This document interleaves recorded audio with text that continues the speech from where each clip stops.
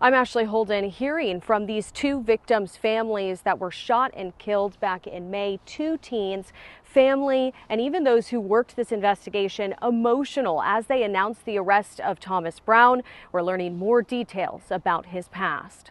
Over the past 4 months, I have prayed every day that her killer would eventually be brought to justice. The families of 18-year-old Pandora Jules Rood and 17-year-old Evan Clark waiting for this moment. What a senseless, violent act, the murder of two young teenagers while out camping. Friday, the Maricopa County Sheriff's Office says they believe they've caught the teen's killer. Thomas Henry Brown, March 31st, 1994. This case, it's been a very difficult case to work. It happened in such a remote area. The pair shot and killed in May in the Mount Ord area outside the valley. 31-year-old Thomas Brown ultimately telling detectives he was camping there as well. According to Thomas, he left. His wife left the morning of the 25th, and he stayed behind until the morning of the 26th.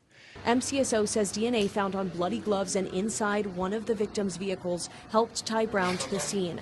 They also had tips from other campers, noting there was a man described as strange driving a specific car.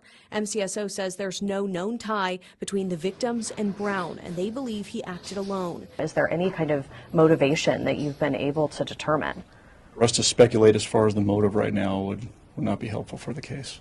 Still so many questions. Court records and what appears to be Brown's social media shows he's married, lived in Chandler, previously served in the Army, and owned a 3D printing business. In the days following the shooting, he even shared one of ABC15's stories about the crime. We're looking into everything.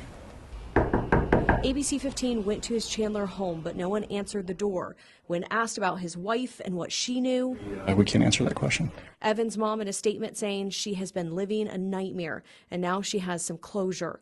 Pandora's mom speaking at Friday's press conference. She was so full of life and joy and love.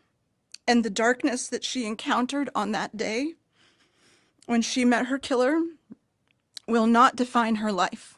MCSO would not answer any kind of questions about a weapon. Brown is right now due back in court next week. Ashley Holden, ABC 15, Arizona.